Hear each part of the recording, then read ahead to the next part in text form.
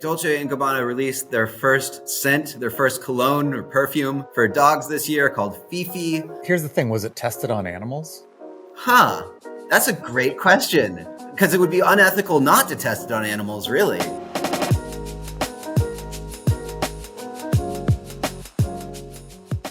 Today, I discuss a six-pack of interesting and wacky business stories that define 2024 with Marty Beckerman.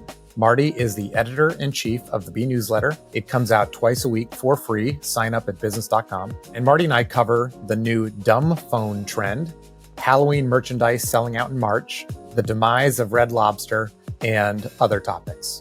Thanks.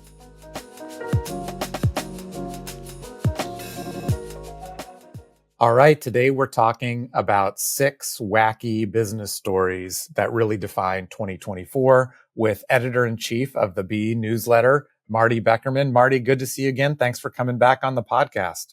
Hey, John, great to be back. So the first story I want to talk about, I actually want to go back in time. I remember the first smartphone. I'm not sure they were called smartphones at this point, that I had in the workplace. And it was like a real status symbol. It was called a Trio. I think that's what it was called. And it had a keyboard and you got your emails it was pretty big. It was sort of like an evolved BlackBerry sort of thing. And, people at the office were getting these things and their phones were constantly buzzing. And it was like, I've got something more important. I've got this thing on my phone that's giving me ig. And something that you covered earlier this year is sort of the opposite of people, and bigwigs, if you will, using dumb phones. Talk about this.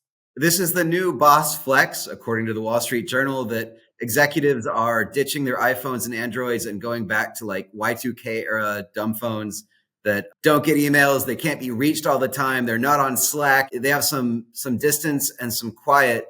You know, it's funny. About a year ago, I was walking through a street fair here in LA and I saw a guy promoting a business called Dumb Wireless, where he just sold a bunch of dumb phones, and it was sort of a curiosity. And now a year later, it seems like the tech backlash has continued. There was a #1 bestseller this year called The Anxious Generation about what smartphones and social media are doing to young people growing up with it. It seems like people really want to recapture their attention spans. And part of that maybe is going back to Nokia. This maybe is going to be the best thing that ever happened to Nokia and Motorola Razr. I had the StarTAC. You remember that one? That was a black flip phone. It had a little antenna you'd put. Oh, yeah. That was a pretty cool one. My parents had that one. And my first year of college, they gave us the Nokia brick as we walked into the dorm. It was like, oh, really? Yeah, that was my first cell phone. Oh, nice. I'm curious as to why this is as you call it, a boss flex or a CEO flex, because I've almost feel like as a CEO, you're supposed to be available all the time. Am I thinking about this wrong? Why not unwind when you're not working? There was that kind of period where some of the older generation of CEOs thought it was cute to be like, I can't do email. I don't know how to use computers. And then there was that big shift where that attitude went out. It's like the CEOs really have to be high tech. They have to know what's going on. And that older attitude was looked at as really obsolete. And now it's almost like reversed where, being a little unavailable and maybe having a little bit of distance is sort of looked at as a desirable thing again. And I think that part of it too, that people are saying is that they're able to think more, they're able to ruminate and come up with better strategies and deeper thinking the more that they don't get the notifications all the time. So that's probably part of it too. And according to the Wall Street Journal, some CEOs are even going back to fax machines. So I saw that in the article. That's really funny. But the iPhone, in my opinion, has kind of solved this with something called Do Not Disturb. Just turn it on. You don't get any notifications. Can you turn that on 24/7? Because yeah. Yeah, that's true. Let's move on from that. One of the things that you cover all the time is big retail, e-commerce, what consumers are buying. And one of the things that I thought was really interesting was Home Depot celebrating Halloween in March. Maybe not even celebrating Halloween, but promoting Halloween, having a spot in the store where you can buy Halloween stuff. This is before summer even starts. And right, we call it the nightmare before Memorial Day. Oh, really? Oh, that's funny. Yeah. So forever, companies started promoting Christmas like before Thanksgiving, even maybe before Halloween. You'd go to CVS, you'll hear Christmas music, and it's like, have I even bought my Halloween costume yet? And now they're maybe extending that to other holidays too. It actually worked for Home Depot. They put all their Halloween merchandise, like that 20-foot skeleton, Skelly, they put that on sale in March and they sold out. So the promotion actually worked. It got them a ton of viral media attention. And it does seem like retailers are trying to extend these holidays earlier and earlier to suck up every dollar they can from early planners. Yeah, the sellout thing kind of surprised me because I don't think they were discounted items. No. But someone wanted to get ahead, I guess, ahead of the Joneses or whatever with the 20-foot or 10-foot skeleton. I just hope they don't stop discounting Halloween candy the day after Halloween, because that's the best day to score if you're looking for cavities. It seems like retailers in general are trying to extend holidays. There used to be just one Prime Day. Now there are a bunch of two different Prime days. Yeah, now there are two Prime days. Quarterly. Yeah, Prime weeks, Prime days. 20 years ago or 15 years ago, Black Friday extended into Cyber Monday, which became Cyber Week. Now Black Friday deals are starting in October. It seems that retailers are trying to stretch our dollars and get us shopping or get us in the stores or get us someplace all the time. So that definitely seems to be something that's happening. Yeah. So Marty, tell me about what's going on with pumpkin spice. Sure. Well, the pumpkin spice obsession just keeps conquering planet Earth year after year. You walk through the grocery store and it's like every product you can imagine now has a pumpkin spice version. I saw pumpkin spice Cheerios, and we actually here at the office, we have pumpkin spice protein smoothies.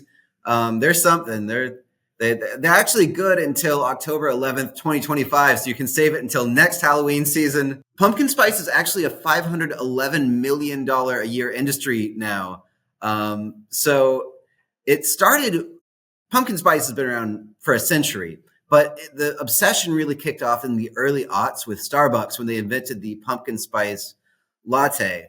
There was one executive there who was in charge of the latte division, and he was trying to come up with new seasonal flavors. They had all their Christmas flavors that everybody loved, but he's like, we should do something for fall. So they actually had a lab where they were testing out different levels of pumpkin, but the original Starbucks pumpkin spice latte, interestingly, had no real pumpkin in it. It was all synthetic. And then once that came out, it was a huge scandal and they had to put real pumpkin in it. Good for the pumpkin growers, I guess. You know, in my day, when I was growing up, the seasonal thing to look forward to was McDonald's Shamrock Shakes. Do you remember those? Oh, yeah. Green, delicious.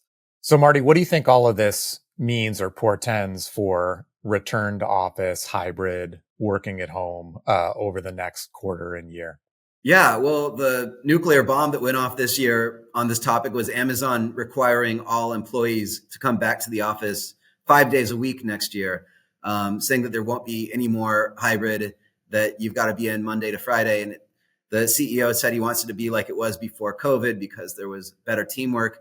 And so right after that, everybody started wondering, is every company going to make employees come back Monday to Friday? But what Microsoft did, interestingly, is they said, no, we're going to stay with our current hybrid schedule, come in a few days a week. And they're trying to actually poach Amazon talent by saying, you know, you get your Mondays and Fridays to stay at home and do your laundry. So come work here at Microsoft instead. It's a different way to compete. I mean, 20 years ago, Google was competing on the basis of having amazing free lunches for everybody. And now Microsoft's competing by saying you can have your lunch at home. Well, we get amazing pumpkin spice protein powder. So I know, or I suspect you're being a little bit facetious, but our drink game at the offices are pretty strong. We've got a kombucha tap. Yeah. We've got like 2 Nespresso machines. But I'm here for the free protein. John, you know how much money I go through on protein a year? Is this why our numbers are down, Marty? You're cutting into our profits. All right. So we're going to talk about pets. We're going to talk about dogs. So we have a little joke in our family that when we are reincarnated, we want to come back as my brother's dog. Shout out Rosie, because she has an amazing life. And you covered a couple of new things specifically to make dogs' lives better. Let's talk about how Dolce & Gabbana got involved with dogs. Right. Dolce and Gabbana released their first scent, their first cologne or perfume for dogs this year called Fifi. It was a limited item run. I believe it was $120 for 3.4 ounces, which is probably more than the cologne I wear. So Here's the thing. Was it tested on animals?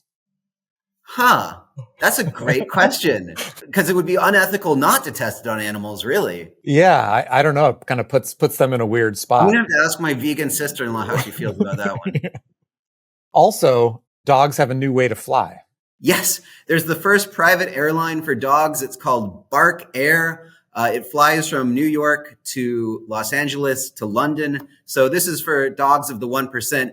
A flight one way is $6,000, but your dog doesn't have to fly in the crate in the storage container. It gets its own luxury seat. It gets doggy champagne. They treat it and pamper it like a little king or queen. So, but this is the dog traveling alone, not with their owner.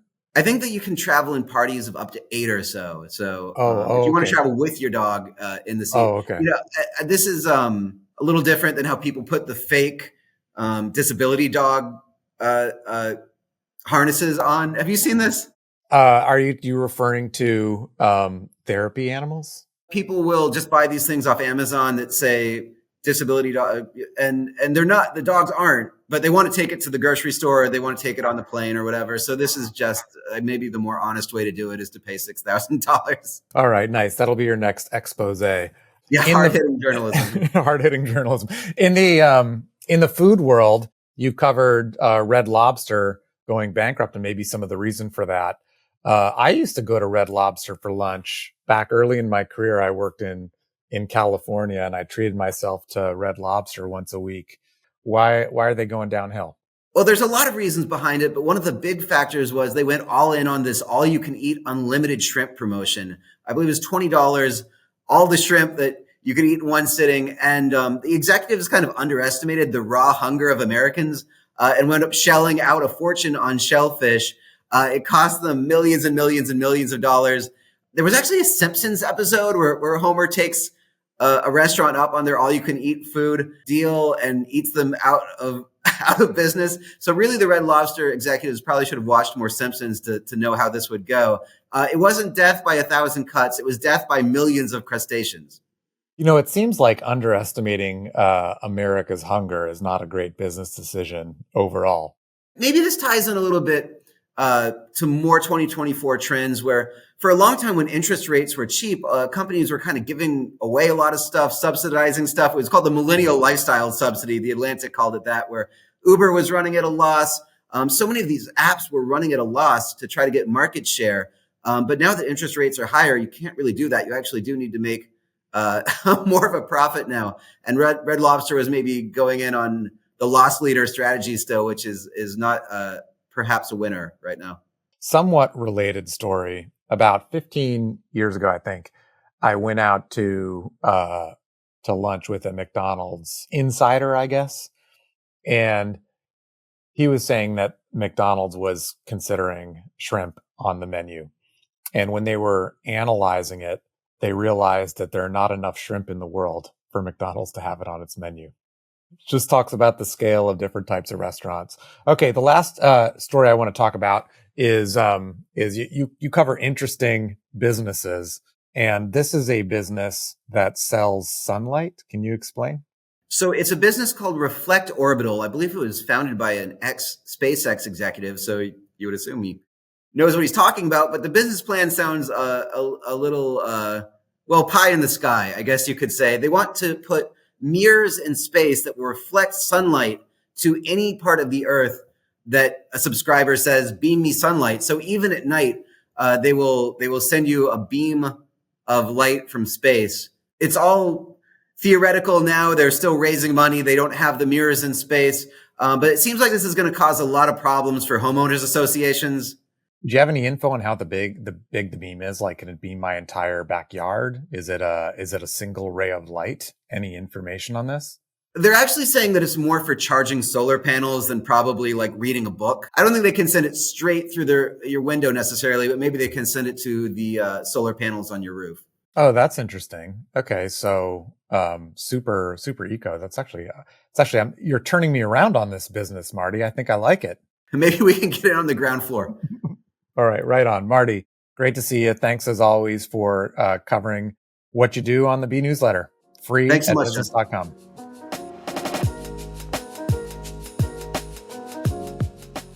Did you know that more than 20 million professionals and business owners visit business.com and Business News Daily? Why? It's the best place for resources, advice, and information about how to grow your business. And if your goal is to reach our audience, you should become one of our lead partners, sponsor a section of the site, or sponsor even this podcast. Reach us at business.com/connect. That's business.com/connect.